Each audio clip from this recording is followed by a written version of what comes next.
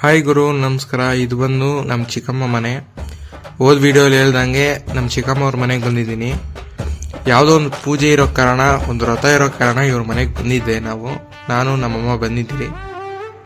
ಯಾವ ರೀತಿ ಏನೇನು ಮಾಡ್ತಾರೆ ಅಂತ ನೋಡ್ರಿ. ಸೀರೆ ಉಡಿಸ್ತಾ ಇದ್ದಾರೆ. ಸ್ವಲ್ಪ ನಾನು ಹೆಲ್ಪ್ ಮಾಡಿದೆ ಅವ್ರಿಗೂ. ಸೀರೆ ಯಾವ ರೀತಿ ಡ್ರಾಪ್ ಮಾಡ್ತಿದ್ದಾರೆ ನೀವು ನೋಡ್ಕೊಳ್ಳಿ ಫ್ರೆಂಡ್ಸ್. ಚೆನ್ನಾಗಿ ಸೀರೆ ಉಡಿಸ್ತಾ ಇದ್ದಾರೆ. ಯಾವ್ಯಾವ ರೀತಿ ಜ್ಯುವೆಲ್ರಿ ಹಾಕ್ತಾರೆ, ಯಾವ್ಯಾವ ರೀತಿ ಸೀರೆ ಉಡಿಸ್ತಾರೆ ಅನ್ನೋ ಒಂಚೂರು ನೋಡ್ಕೊಳ್ಳಿ, ನಿಮ್ಗೂ ಹೆಲ್ಪ್ ಆಗ್ಬೋದು. ಆಮೇಲೆ ಗೈಸ್, ಇದು ಬಂದ್ಬಿಟ್ಟು ವೈಭವಲಕ್ಷ್ಮಿ ವ್ರತ ಅಂತ. ವೈಭವಲಕ್ಷ್ಮಿ ವ್ರತ ಅಂದ್ರೆ ಲಕ್ಷ್ಮಿಗಳಲ್ಲಿ 8 ವಿಧವಾದ ಲಕ್ಷ್ಮಿಗಳಿದ್ದಾರೆ ಗೈಸ್.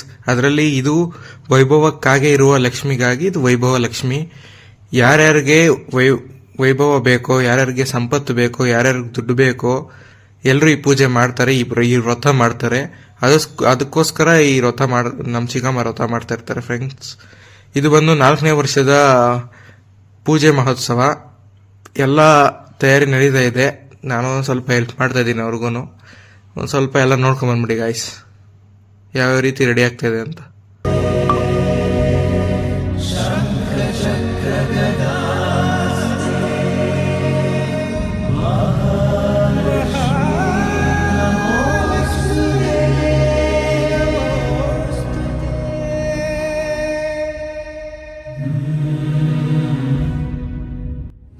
ಅವಾಗೇನೆ ಹೇಳ್ದಂಗೆ ನಾನು ಅವ್ರಿಗೆ ಸ್ವಲ್ಪ ಹೆಲ್ಪ್ ಮಾಡ್ಕೊಂಡು ಹಂಗೆ ಹಿಂಗೆ ಎಲ್ಲ ನೋಡ್ಕೊಂಡು ನಾನು ಒಂಚೂರು ಕಲ್ತು. ಆಮೇಲೆ ಗೈಸ್, ಯಾವ ರೀತಿಯ ಫಂಕ್ಷನ್ ಎಲ್ಲ ಮಾಡಿದ್ರು